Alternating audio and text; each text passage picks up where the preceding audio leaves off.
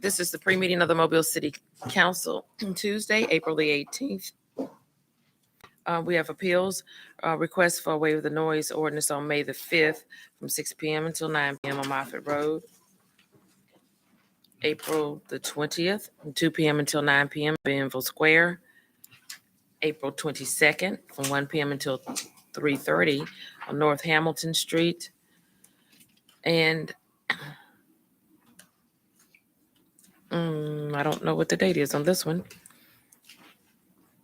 It's April 29th. April 29th, okay. 4 p.m. until 9 p.m. on Columbus Avenue. Yeah, good. Carol and Reynolds. Okay. Public hearings. Today is the public hearing to rezone property located at 4570, 4580, 4590 Shipyard Road from B3 and B5 to B5. Public hearing to declare the structures 1704 Butler Street, 1767 LeGrand Drive, 1815 Pleasant Avenue, 1570 Orange Street, 1260 Pecan Street, 1109 State Street, 2413 Cone Street, 2721 Harper Avenue, 106 Michael Donnell Avenue, 324 Lexington Avenue, 1103, is it Gaiman? Jamon. Jamon Circle, 2620 Halls Mill Road, 801 and a half Kentucky Street. Public nuisances and fixing the costs for demolition of the structures. Public hearing to consider approval of a certificate of public convenience and necessity to The Way to Go, Inc., to operate a sedan and shuttle service. Presentation of petitions and other communications to the council. Suzanne Schwartz, presenting the council with the 2003 Martha Reeves Collier Civic Engagement Award. Is it 2003 or 2023. Carl Battles, concerns about the failure of municipal enforcement to enforce junk car city code in his neighborhood for the past 3 years. You know what neighborhood he's in? I didn't see it two. on. He's Yeah. in 2. Yeah. My last stadium. I went over there the other night. There's quite a bit going on. Trailers, cement trucks, abandoned cars, all kinds of stuff behind the fence. I don't know if it's somebody's private yard or not, but when I looked it up, the SROs go back almost 4 years. This is a vacant piece of property? I don't know if it's vacant. It's fenced in, so it's, it doesn't have any blinds to keep people from seeing it. And the SROs go back almost 4 years, if not longer. Yeah, I sent it to Keisha the other night. So, yeah. So let's see what we can do to provide a little bit of help. Mr. Davis. My recollection is that we passed an ordinance several years ago having to do with in junk cars, inoperable vehicles, and provided an expedited process for the city to deal with those. I don't know if we're talking about the same issue, but we looked at this. Does Mr. Dolphinball have some comments on this? Good morning. And yes, the council did approve a junk vehicle nuisance abatement ordinance. And what we do is we identify the vehicles, we find out who the owner is, owner of the property, we serve notice, we even put a sticker on it, allowing 30 days for repair, removal, or placing the vehicle inside of a structure where we can't see it. Absent of that, they have a right to appeal. We have no appeal so far at the city council level, but you could in the future, in that first 30 days, receive an appeal. The 30 days, they have a right to abate the junk vehicle. If they don't, the city will come back and tow the vehicle to the MPD impound lot. How recent, William, were all those SROs? None very recent. The most recent request was made by me. I want to say it was last Friday night. I want to say it was.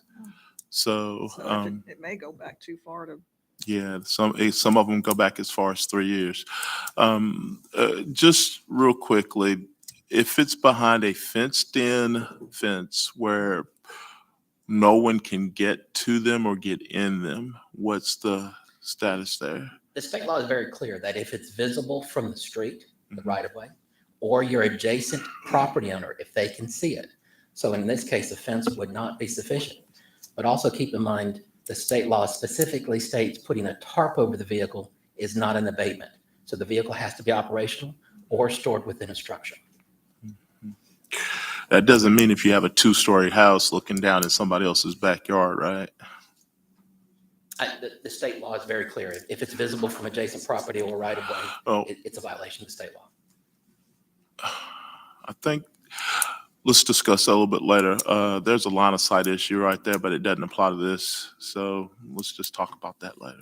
Mr. President, Mr. Reynolds. Mr. Dolphinbaugh, is your department fully staffed? Do you have any open positions? I can proudly say, as of 1 week ago, we're fully staffed. We're hiring our last MEO1, and we expect him to join our team at the end of the month.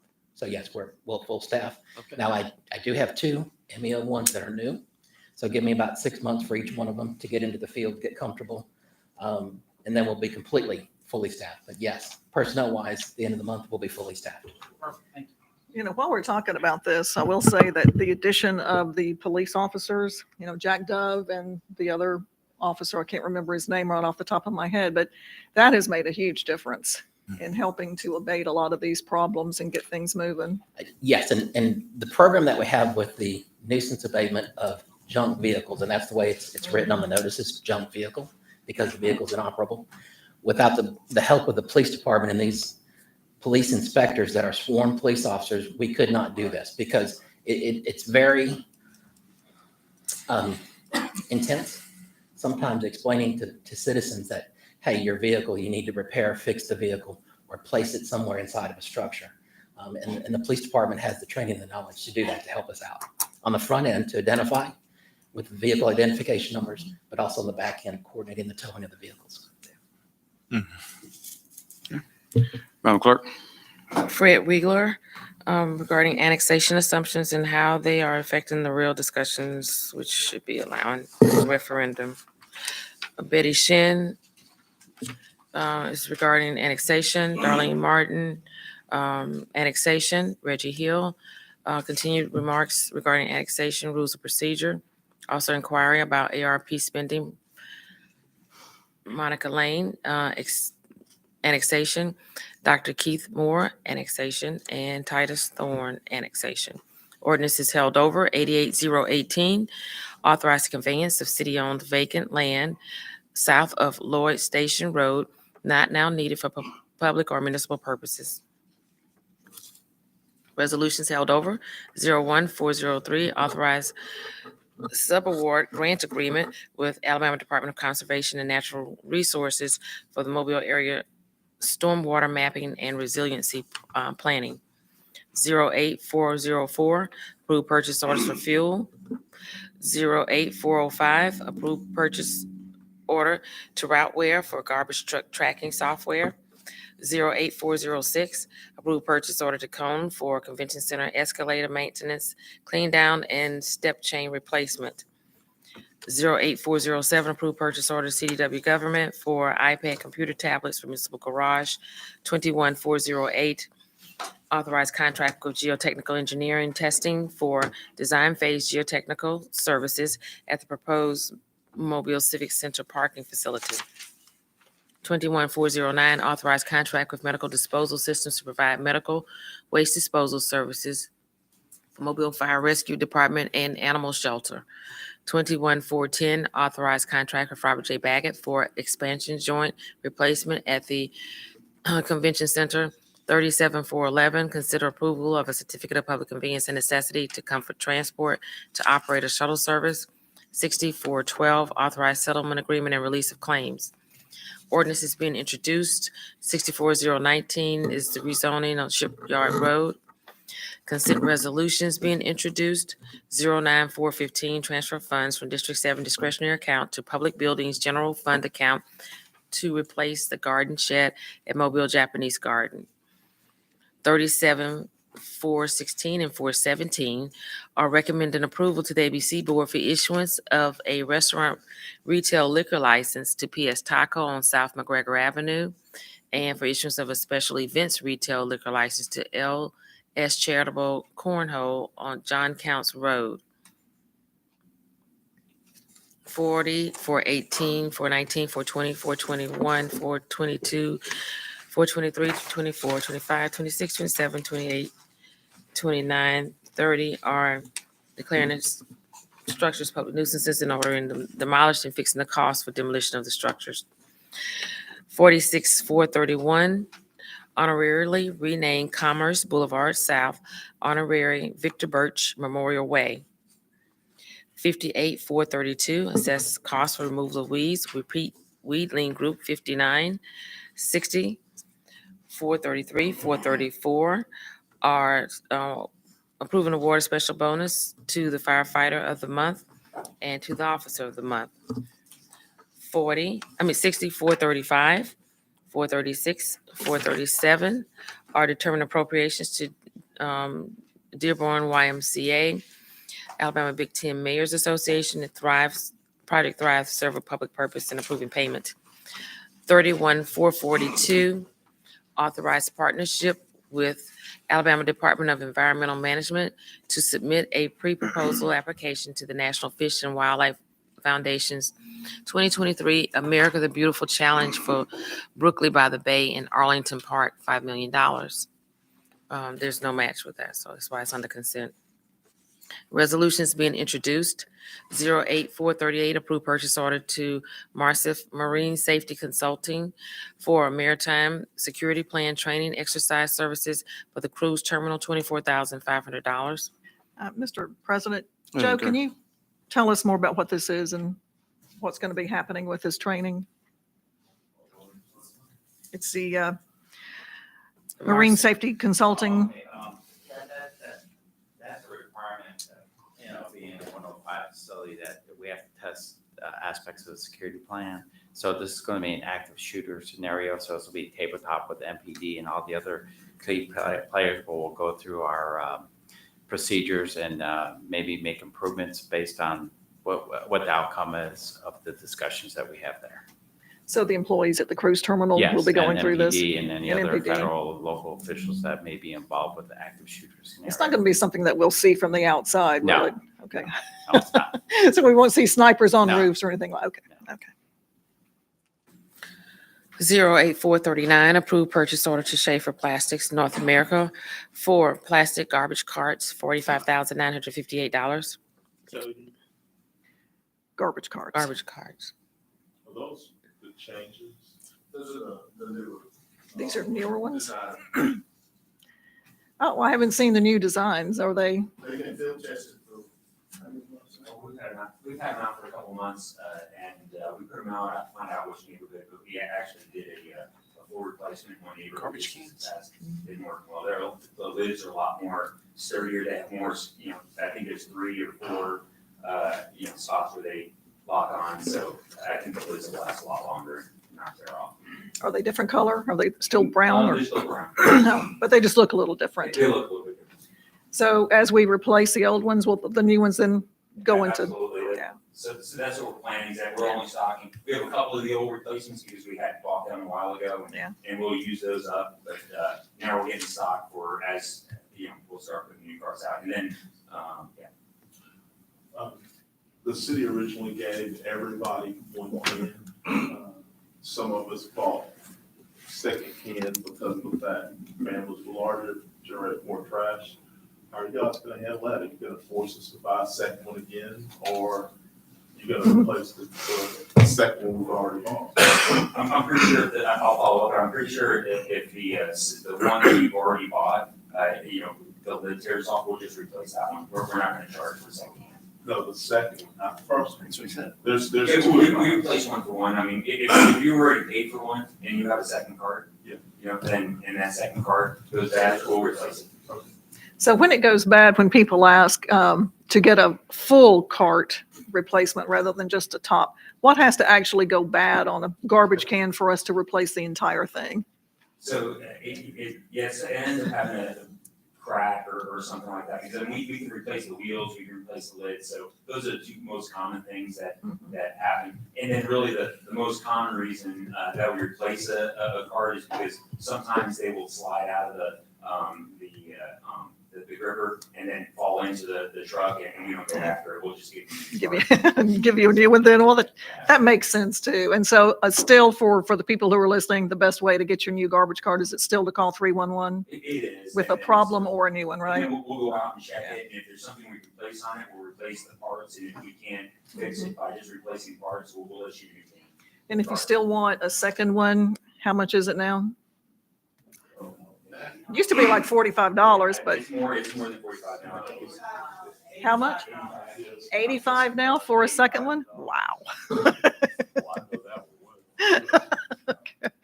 Doubled since we started. Okay. Madam Clerk? Supply chain. 21440, authorized contract with Chris Brewer, contracting for Hillwood Road Sidewalk Project, $387,852. 37441 is approving the certificate of public convenience and necessity to the Way to Go to operate a sedan and shuttle service. Announcements. Hey, Council, Mr. Reynolds? Sir, Mr. President, I want to just reserve some time for next week for the Rules Committee to meet, maybe before our council meeting on Tuesday regarding the MHDC ordinance revisions. Councilman Carroll, along with other stakeholders, attorneys, have all been meeting. I've attended 2 meetings, and we want to, I think it's just about wrapped up to where we are ready to bring it forward and say, this is what we've come up with. So I want to reserve some time maybe for early Tuesday morning prior to council. Will we be ready for a committee meeting? I think we should be, but even if not, it's time that we'll just bring it forward and show what we got. I talked with Ricardo and a few other members of the administration yesterday, based on a few emails received between, I guess, Saturday, Friday, and yesterday afternoon from members of the MHDC. There is a request for an open meeting and a time to digest and learn the process. There is a ongoing request that we give this some time for them to all see and learn this before we pass this. There will more than likely be a request for some time. I don't know how much time. That I'll have to figure out as I go through the week and talk to most of them. The ordinance structure in itself, I was waiting for one reply yesterday. Talked to Bruce and everybody else. I'll circulate the revised ordinance red line to the rest of the council members today if you haven't seen it already. The administration has had a chance to look over it. Ricardo has. Flo has been extremely involved. So I think that we may have something this time that is as close to the State Enabling Act as we've ever been, but also allowing for the MHDC to still have a presence within the structure of the Enabling Act. So we're close. I don't know if we're going to be ready to vote on it based on what the community is asking for, but we're extremely close. May even have the opportunity to get it on the agenda, but may request a layover until we've had time to get it out to them and talk to the whole community as a whole. So per all of that, on next Tuesday, I think it would be pertinent to have the committee meeting at 8:00 as we did the previous time. Hopefully between now and then, the red line version will be distributed to everyone. And then as it's discussed, we'll be able to make a decision if we're ready to offer those amendments to the item, because the item comes back on the agenda next Tuesday. So we can either make the decision then if we want to proceed, or if there is additional time, a week or so that's required in order to get it out in public. It's my understanding that there'll be, Councilman Carroll is going to have some meetings between now and the end of the week to sort of bring it out to his constituents. All Well, as right. much as we all enjoy coming to a committee meeting at 8 o'clock in the mornings, given the timing on this, should we do it in the afternoon sometime? Is next week too soon? Next week may be too soon. I need to really see what's going on out there. There's still some large members that are requesting a big look at this. People like John Dendy and Well, if it shows up on the agenda next week, yeah. we would need to make sure to lay it over. that's right. It And would still have be to- able to hold a committee meeting from rules so that the council and Right. others can. I would suggest the Rules Committee kind of wait a second until after I've had a chance to talk to the entire group itself to make sure that there's not going to be something that stretches out and surprises us. I'd like to get that done, in the next couple of weeks, as I discussed with you yesterday, with what we have coming up. I like to get it done as quickly as possible. We got a lot we got to consider, over the next 2 weeks. And there's some things that we definitely need to clear before we move into May. What have we got next week? Yeah, Well, it's- it's not it's that. Well, nothing that's- just so you know, I've got the Griffith Shell issue coming up. It's waiting to go on the council. I have the MHDC ordinance coming up. It's ready to go on the agenda, provided that we get some other get at least a nice support of this and the changes in the education out to the public. And we have 2 other items that are coming that we need to address before we get too hard into the month of May. As we discussed the other day. So, we need a little bit of time, and I would suggest that that time be given so that I could get out in front of the MHDC, talk to them, and let them clearly see the changes.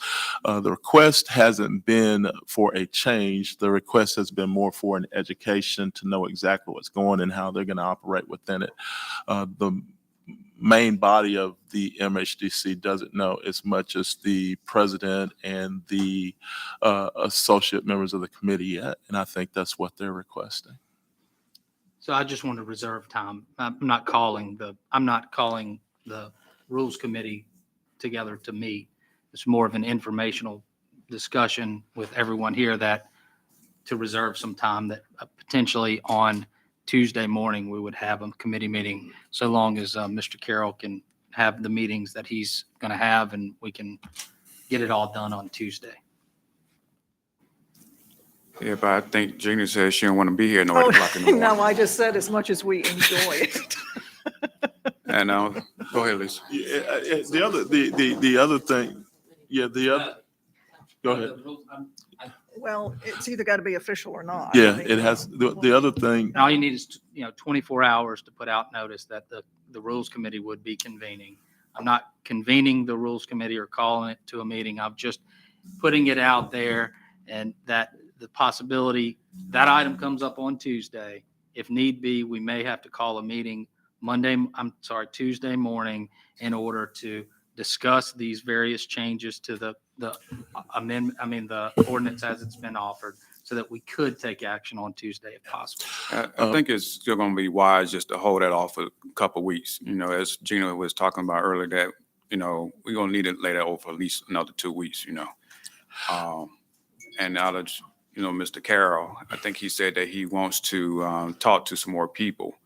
So, basically, I don't see why we just cannot really just have this meeting pretty much the first week in May. Oh, for the Rules Committee or Yeah, for the- for a committee meeting. So we Have just it laid give him a over. whole, some chance to talk to his people. Well, but we want to make sure, though, before any amendments are offered, that the council has a chance to look at the amendments and understand what's going on, so that when it is on the agenda for a vote, Mhm. we all. Yeah, Gina, it was my intention to get the council the redlined ordinance today for everybody to have that time to go through it. I was waiting on a response yesterday. I've got everybody else's. I think I've got the last one based on what Bruce has told me. So not hopefully, I will get it out to you guys today. But my other thinking is that instead of offering a bunch of amendments, we just table the original ordinance and resubmit the new ordinance with the corrections and changes made to it. That way, we would have a totally rewritten ordinance with all the changes in it, and you guys will be able to review all the red lines and changes ahead of time. That would prevent 30 amendments to the proposed original ordinance and make it easier for us. You know, as long as everybody has a chance to look at it and decide, you know, which amendments they are good with or not, so that, And if I'm able to get this done before the 1st of May, CJ, then I'd recommend let's move forward as quickly as possible with it. So you'll be sending out the red lines this evening? They'll come out today before 10:30. Okay. speaking of your other zoning, when is that coming up? I met with the Griffiths yesterday, along with Chance, Billy, Bosworth? Boswell, Bosworth. the lawyer representing the Griffiths, Jarrett White, and a couple of others from the MHDC representing various areas. Had a very, very, very good meeting. I think that we have a compromise in place on the Griffith Shell property. The Griffiths have agreed to a couple of more deed restrictions. The community is aware of some of the other proposed changes or the other process or another process that the Griffiths will choose to go down. And right now, that information yesterday was written into an amendment to the Planning Commission's suggestion, and it was disseminated to the parties within the MHDC in the neighborhoods that had some issues. I'm waiting on a response. So the attorney for some of those neighbors got it right, Uh, not Jared, No, John. John Lawler, he'll have it. Now, John was missing yesterday, but Chance represented him. All right. But that information did go out yesterday. The amendments will be read by all concerns, and once I have an answer back, I'll send it out like I always do to you guys, saying this is where we are. This is how everybody wants to move, and we can move forward with that. But I think we had a pretty good meeting yesterday with So, some. so if y'all good come process. to some sort of meeting of the minds and everybody seems to be at least on the same page, that will then be what we advertise, correct, Michael? For what comes to us? Yes, yeah, you're talking about on the MHDC? Yeah. Yes. Well, whatever, no, we're on the zoning thing. Yeah. So if y'all come to an agreement with some amendments, then when it gets to our agenda, we will advertise whatever the new language is rather than what came straight out of Planning Commission, right? That's correct. Yeah. That way we don't have to amend, lay it over, then do, yeah. Same process. Right. Okay. Anything else from this council? Everybody take a deep breath. I'm about to put our feet on the grass. Anything from the administration? We'll see each other at 10:30. Hey.